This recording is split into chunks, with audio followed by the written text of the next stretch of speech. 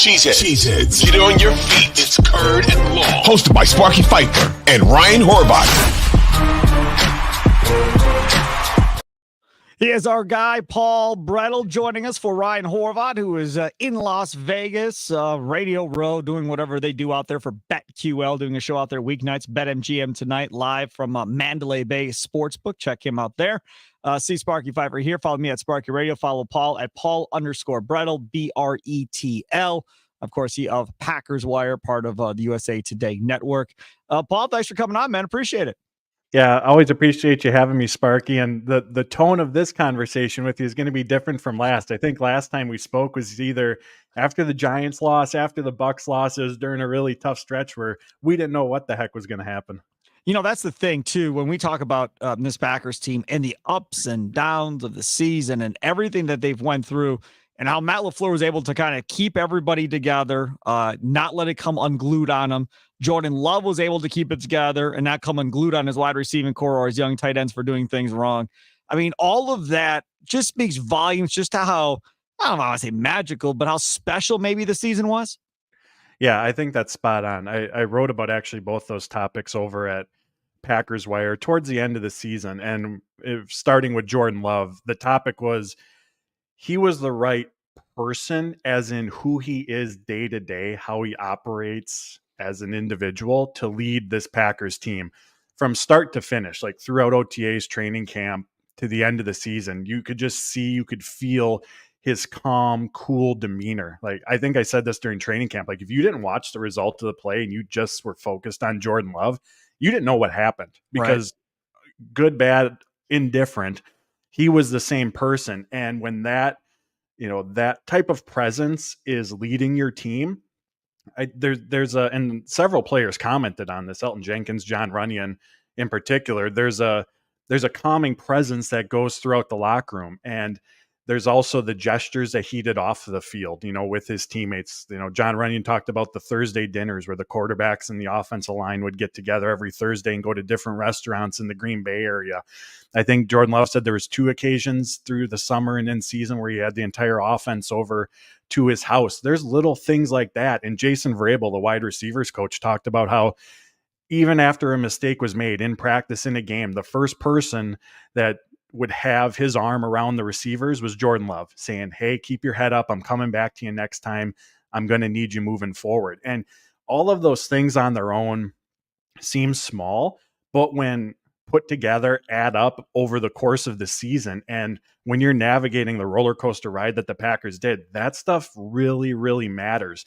Players fight for a leader who operates in that way. And when things were at their worst, during the 4-game losing streak at the start of the season, during that losing streak in the middle to the Giants, Tampa Bay, and even the down performance defensively against Carolina, like there was no unwavering of that Packers locker room. They may not have known exactly when things were going to get figured out, but there was a belief that they were going to. And at the time, especially early on, you're wondering if that's just coach speak, if that's just player speak, but seeing how things turned out in the end, I truly believe that there was that confidence. And I think a lot of it starts with them looking at their quarterback in terms of who's leading them through all of this and who Jordan Love is as a person. The other thing about this is going to be how long can he keep this up? Not everybody. There's a lot of people that are like this early. Then they become famous. Then they earn some awards. They have some success and they change. Putting your arm around a wide receiver now in your first year as a starter and they're a rookie or second year player, is that same thing going to happen next year when these guys have been through an entire season with Jordan Love and in his mind feels like they better know where the heck they're supposed to be going at this point? Is that type of patience and put my arm around you, kid, going to have that same type of deal in year 2 as a starter or year 3 as a starter or year 4 as a starter? And when he loses his cool, how quickly can he get it back is going to be the other thing. Yeah. And I think, there's always that aspect of it. And, what I think Jordan Love did in terms of this season is he laid the foundation in terms of building that rapport and that connection with those receivers, for example, because that Jason Vrabel comment that I mentioned earlier, Vrabel also added that later on in the season, Jordan Love would get after him too. It wasn't just, there to build their confidence. He started to get after him. And Jason Vrabel phrased that in a very positive way in terms of being a leader and letting them know, hey, you need to be here. So I think to a degree, that's already, started. It's not just the building of confidence. It's as the season goes on, they start finding success. There's hey, here's what the standards are. Here's what the expectations are. But I think that becomes a lot more easier to digest if you're the tight end, you're the receiver, the running back, whoever you are. Again, when Jordan Love has laid that foundation, that connection, it's a lot easier to be hard on someone when you have a relationship with them, you have that connection with them, and to get them to respond to that versus if none of that's just established and you come out of the gates kind of with that fiery spirit, come out of the gates swinging in that regard. So I think that's something that has already to a degree started to unfold, and again, in a completely positive nature.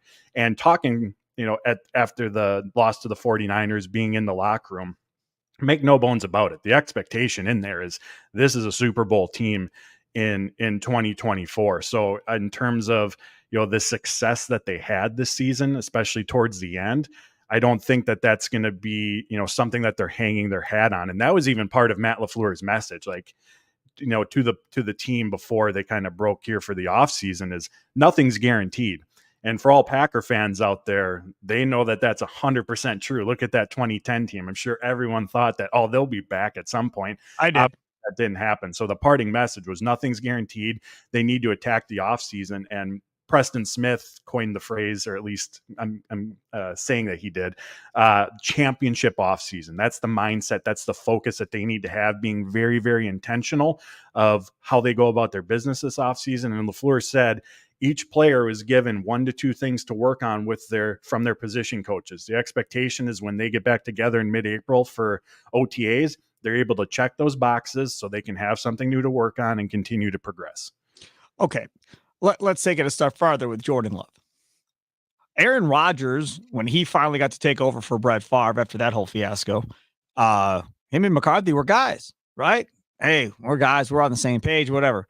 Over the course of time, however, Aaron Rodgers became, in his mind, smarter than the head coach, knew what he wanted to do more than the head coach, and kind of got away from McCarthy, and McCarthy couldn't control him at a point or another. I get concerned that very well could happen in this situation too, as Jordan Love gets to a little more comfortable, a little bit more confident in what he wants to do and how he wants things to run, that maybe he gets away from Matt LaFleur. And I think it's very critical for Matt LaFleur here in the next couple of years to continue to assert himself as head coach and play caller, and not allow this thing to spiral out of control like it did on McCarthy. Yeah, I mean, obviously we don't have a crystal ball. I think in terms of how, again, I can only go off of what we've seen so far, and the relationship between LaFleur seems to be extremely collaborative, and obviously even more so as the season went on, when there was that confidence that Jordan Love could go out there and execute more on his own and didn't necessarily have to play within the parameters of what LaFleur had established. What I will say, LaFleur, the job that he did this coaching season, beyond the X's and O's, beyond the development of Love and the offense as a whole, the way that he was able to hold this group together. And really, I think the first glimpse we got about his leadership ability actually came in 2022. I look back at that Dallas game in week 10. I think the Packers were in the midst of a 4-game losing streak. They were down 2 scores in the fourth quarter. Like, it could have been really easy to kind of be like, oh, this is it. They came back and won. Even a few weeks later in Chicago, I think they're again down 10 or so points in the fourth quarter, 4-8, playoff hopes barely hanging on. Again, could have been really easy to fold at that point, but they didn't. And I understand when you have an uber competitive quarterback like Aaron Rodgers, that obviously helps a more veteran team, that helps assist. But I think we saw that leadership ability that LaFleur possesses carry over into this season, fighting through that 4-game, losing streak, the difficult times against Carolina, against the New York Giants, and being able to hold things together. And then, in LaFleur's own words, mentioning that some of the cracks had shown. There was the Devondre Campbell tweet, Jair Alexander suspension, having to navigate Rasul Douglas getting traded in season. Like, there was a lot of things going on, and he held this team together. So I think that speaks to LaFleur's leadership ability and the culture that he's helped establish, he's helped maintain within that Packers organization. And that's going to be obviously a key part of this moving forward. The other key part is keeping Tom Clements, which they've been able to do for one more year. They bring in Sean Mannion, journeyman quarterback, steps from the field into the coaching ranks to kind of be the shadow of Tom Clements, I guess, and learn the position. One would think this is because Sean McVay probably told Matt LaFleur, hey, he may not be a great player, but I think he's going to be a hell of a coach. He's a smart kid, whatever. I think that's how this played. So maybe that's a thought process going forward, that maybe Mannion eventually takes over for Tom Clements. I just think it's imperative you have Clements for one more year to help Love through that sophomore year. And then after that, hopefully Jordan is good and away he goes. Yeah, obviously getting Tom Clements back is huge. I mean, Matt LaFleur spoke to that on numerous occasions this season, not saying, it's not just Jordan Love who's better off with Tom Clements. It's Matt LaFleur. It's the entire offense from having his presence on that team. And, you mentioned Jordan Love navigating his second season as a starter. Defenses are going to they have a full season of film on Jordan Love on this Packers offense. And when Love can play at an elite level like he did for a long period of time, when you have so many pass catchers that can make plays, there's a lot of challenges that come with that, but there's still things the Packers put on tape that defenses are going to counter. Now, Jordan Love and Tom Clements are going to have to counter the counter here in this second season. But I think you're exactly right with Sean Mannion, someone that the Packers, Matt LaFleur, can groom to, who knows, potentially take over for Tom Clements whenever that day comes when he decides to call it quits. And is also reported on Wednesday that Miles White, wide receivers coach for Miami of Ohio, is joining the Packers staff as assistant wide receiver coach. And I feel like, similar to Mannion, they're trying to maybe prepare for what the future might hold. Because Jason Vrabel, the wide receivers coach, the job that he did with this young group, he's also the passing game coordinator for this offense. Like, I wouldn't be surprised whatsoever if he's getting offensive coordinator looks in 2025. So unknown around Vrabel's future with the team, again, because of potential openings for offensive coordinator elsewhere in the future. Tom Clements, I believe, is 71, 72. So looks like Matt LaFleur grabbing some up-and-coming candidates to groom and at least have on staff if or when that time comes when they're without either of those current coaches. I have to bring this up because I don't do a Badger podcast, but I just saw it on Badger Extra. Don't know if you saw it. Luke Fickell saying that Mike Vrabel will be a part of this Badger program some way, shape, or form this year. The former Tennessee Titans head coach. That is a huge, huge deal for this Badger football program to have Mike Vrabel somehow or another involved with that program. Yeah, I did not see that. So that's news to me and exciting news at apparently that. Apparently Vrabel and Fickell were college roommates back in the day at Ohio State or whatever. So they have a super tight relationship. Vrabel didn't get a job. So apparently he's going to help Fickell out at Wisconsin. They haven't said officially what the role is going to be or what, but he's going to be around according to Fickell. That's a big deal. Oh, 100%. I think obviously there's the X's and O's aspect of it, but just the mentality, and who Vrabel is and what he can bring to the Badgers team, the defensive side of the ball, massive addition, regardless of what the capacity is. Yeah, no matter what it is, as long as he has a voice and he's on the practice field from time to time, helping these guys out, that's a big deal. Take a quick time out, come back. Paul Bretl's been working on talking about needs for this Packers team over there at the Packers Wire. I want to talk about that, but I want to talk about it from this perspective. They might have a little bit of free agent money to play with here, kind of going into the offseason. Where should that free agent money be spent? What position or positions would be the wisest to spend versus filling that position with draft picks, possibly with all these draft picks. We'll talk about that coming up next here. Curd and Long podcast, download on your Odyssey app, or if you download your favorite podcast app. Check us out on the Odyssey Sports YouTube page where we stream this bad boy each and every time for the most part, unless I'm by myself. I don't like looking at myself, so I don't do it that week. But every other week I have a co-host, we do it. Check it out. Back after this, Curd and Long. Hey, it's Sparky Fifer, 1250 AM The Fan. Make sure to check out the interviews I do throughout the course of the week. Lots of good ones. Ryan Wood, Pete Doherty. Let's see, who else have we had? Jim Polzine from the Wisconsin State Journal. That one will be going up, or is up, actually, as of this morning. Just interviewed Tim Dillard, former Brewers pitcher with Bally Sports Wisconsin. That one will be going up later this afternoon, tomorrow morning.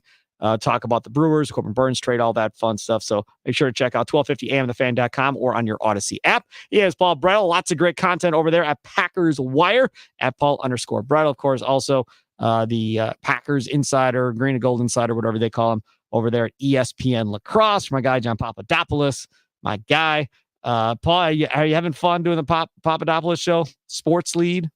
Oh, 100%. I love John. I love joining him to talk Packers each week during the season, and just very appreciative for the opportunity that he's provided me. Yeah, he's a good dude. I love John. Okay, so let's talk a little bit about needs for this Packers team. They have, in my opinion, several.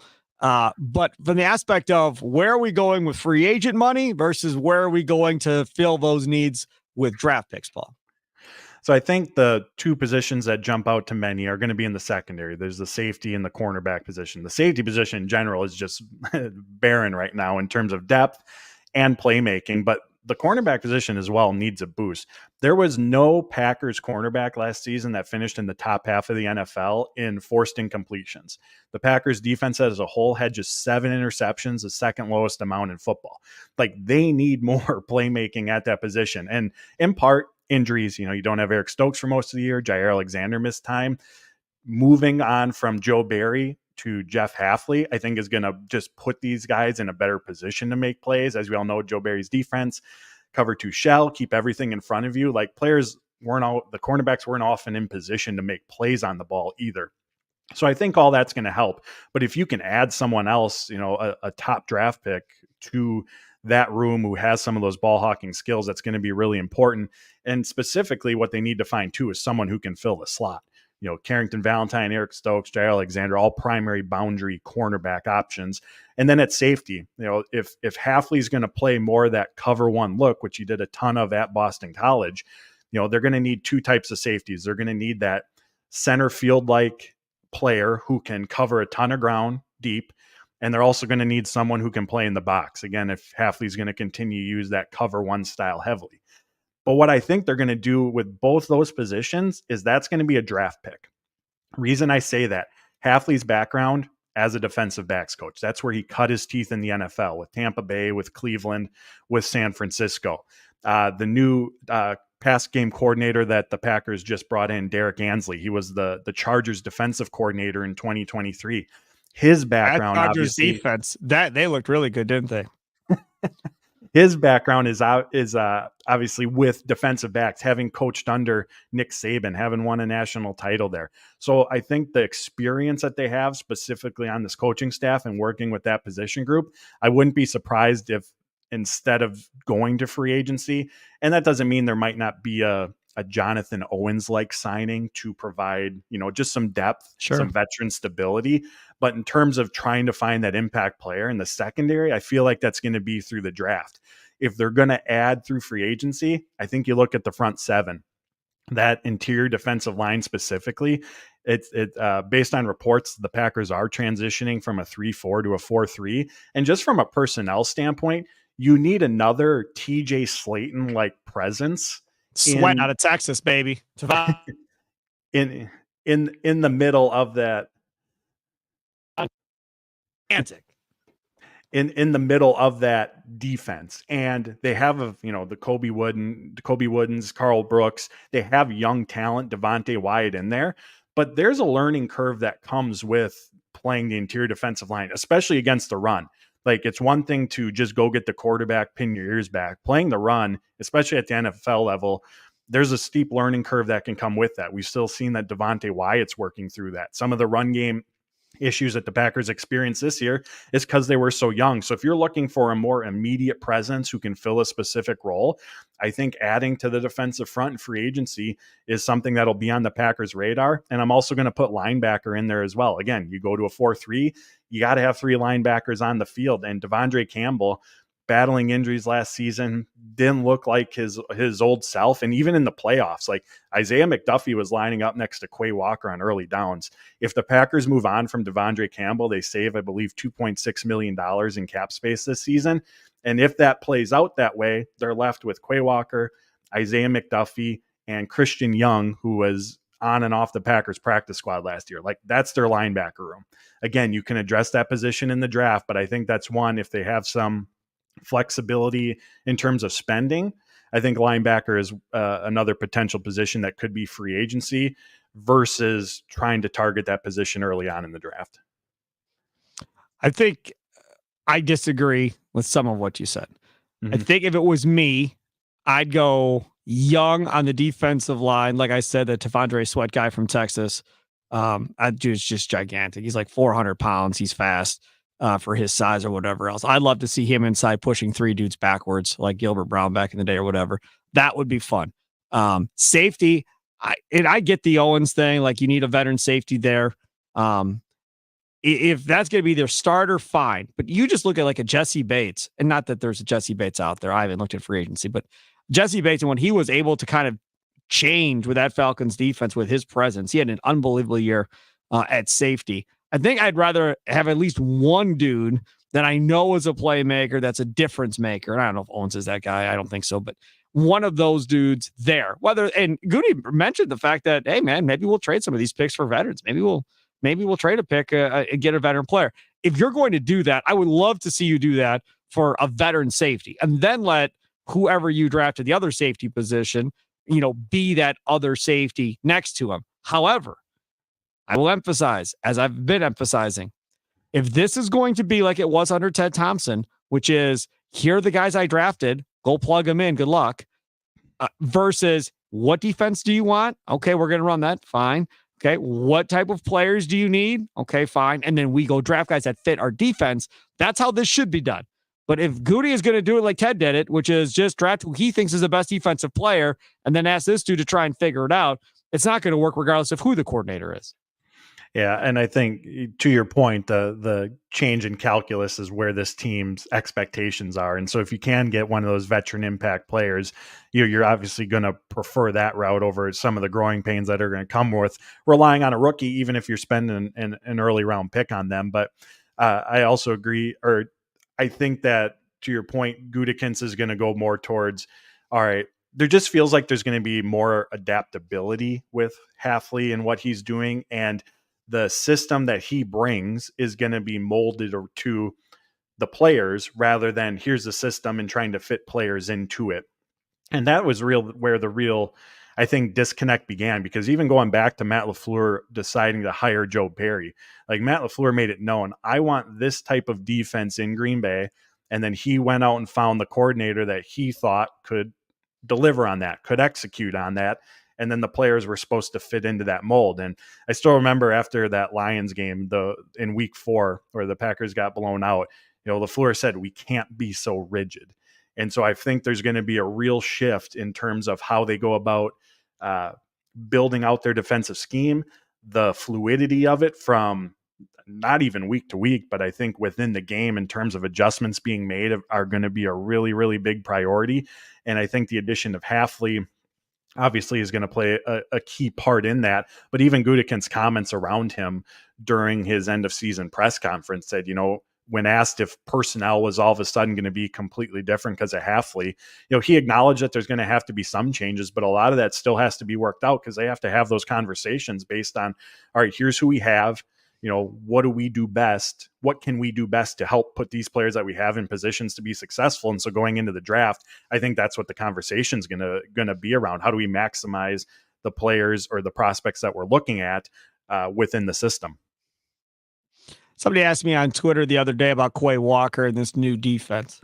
And the question pretty much was, do you think he plays inside or do you think he plays more outside, kind of like Wayne Simmons back in the day? My answer was, I think he plays more outside like Wayne Simmons, and there's somebody else in the middle of the field with 4 guys in front of him. How would you see it playing out? Yeah, I agree. I think that Quay could fit into that weak side linebacker role where his athleticism, his speed can just really be on display. In that weak side role, there's going to be some more coverage responsibilities, but you're going to be allowed to operate more within space. And I think that just kind of lines up naturally with what he brings to the table from a skill set standpoint. As we look at, try to do our best to glean what this Hafley defense will look like in Green Bay, Quay Walker and the cornerbacks in general, I think, are the the players that are going to benefit the most. For the reasons mentioned with Quay, also with the cornerbacks, Halfley, like I said, plays a lot of cover one. There's that that then means there's man coverage on the boundaries. He's shown a ton of pressure packages on third downs in particular. As we all know, pressure benefits everyone, especially the cornerbacks. More opportunities for turnovers potentially. So I think the cornerbacks and Quay Walker are really going to benefit from his addition as the defensive coordinator. Based on who they have currently on their roster at the linebacker position, Isaiah McDuffie, who did play his final season at Boston College under Halfley, could be that middle linebacker role, kind of the quarterback of the defense. And then again, trying to figure out where Devondre Campbell fits into that, if he's going to be a part of the team, I think it's going to be one of the things that the Packers have to figure out. I figured it out. He's gone. I don't want him. We move forward. Okay, so let's talk about the offensive side of the ball, because we focus pretty much on needs and so forth on the defensive side of the ball. On the offensive side of the ball, for most of the year, I said they've got to figure out 2 tackles because I want Tom to go inside. Then Goody talks and pretty much says that's not happening. Pretty much, he played really well out there. I don't see why we would need to move him. We'll just leave him. Okay, fine. But you still need somebody with Bakhtiari. At some point here is not going to be here, whether it's this year, next year, whatever. At some point, they're moving on from David Bakhtiari. Rasheed Walker, you could say, okay, he got better.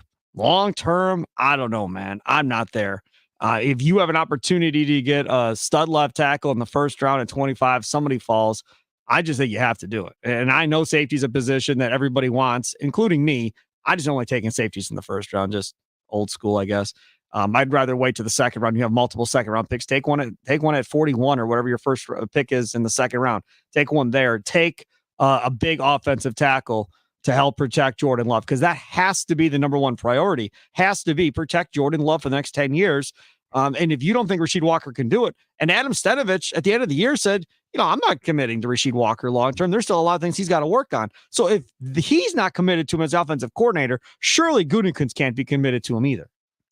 Yeah, I think you bring up a really good point there on Zach Tom. So as everyone is like looking at mock drafts, if you see an offensive tackle and they primarily played right tackle in college, I don't know that they're going to be on the Packers' radar in the first round. Again, Goody seemed pretty, not ruling it out by any means, but committed to Tom at right tackle. Understandably so. I mean, he was excellent out there, and he went up against a gauntlet of pass rushers. I had this numbers at one point. I think of the top 10 edge rushers and pressures this season, Zach Tom faced 10 or 7 of them, excuse me.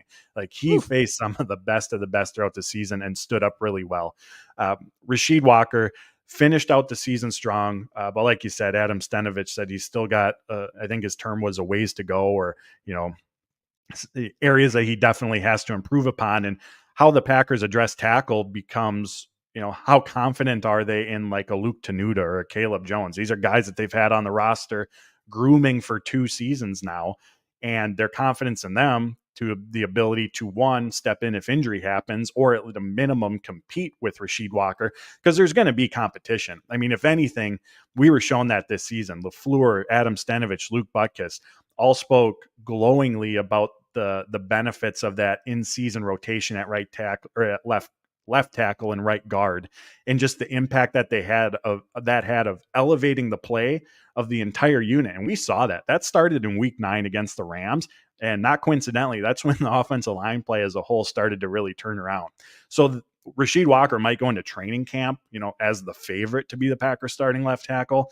But right now I fully expect there to be competition. And with how deep this tackle class is, that's going to be hard to pass on if the right player's there at number 25 in the first round. And even looking at that interior offensive line, like that group has to be addressed as well. There's Elton Jenkins, Sean Ryan, Josh Myers, and Royce Newman. That's who they have for interior offensive linemen. No, bye Royce Newman. No, I'm done with him. They can cut him, move on from him too. Don't need him. Sean Ryan, we haven't seen enough of. Running, he can be by. I know he was crying. He wants to stay here. Too bad.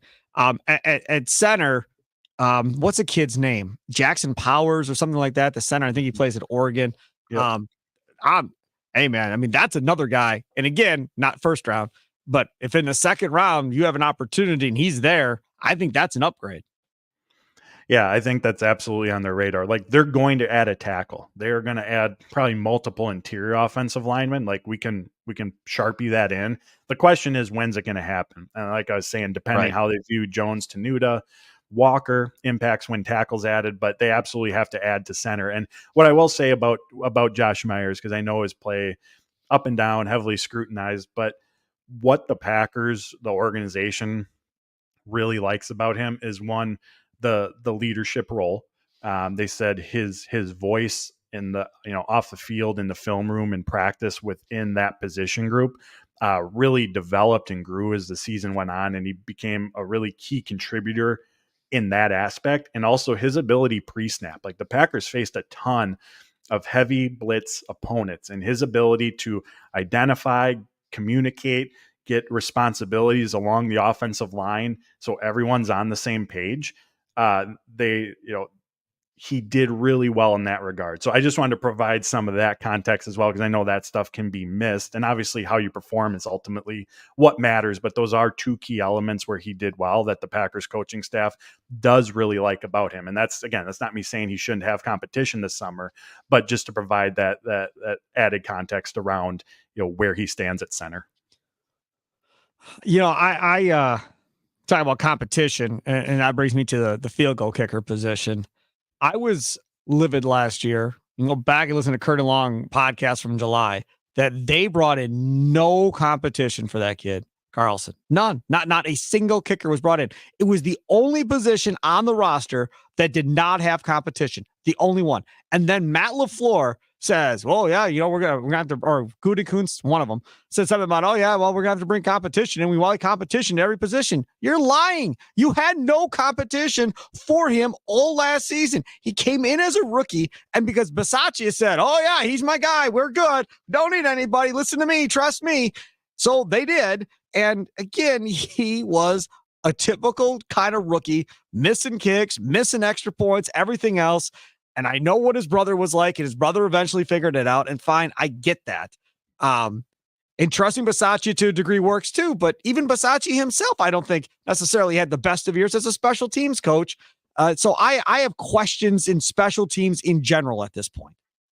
Yeah, I mean, you would hope, or you would think anyways, like on the offense, like on the defense, year two under a coach or under a coordinator, you're going to see a jump. There's the familiarity with the system, the coordinator with the opportunity to dive deeper into what they want to implement, because there's a established layer of here's what we do. But Packers went backwards, and missed field goals, missed extra points were part of that. Leading the league in penalties, also a major issue for them. So I felt like it flew under the radar to a degree, again, just because of the ups and downs that are being navigated on the other phases of the game. But the special teams play was disappointing. And I mean, from the get-go, the Packers told us their intentions with Anders Carlson, that they knew it was going to be some ups and downs, but they were committed to him. And man, were they ever. The issue with it lies, though, is being told, he needs time to develop.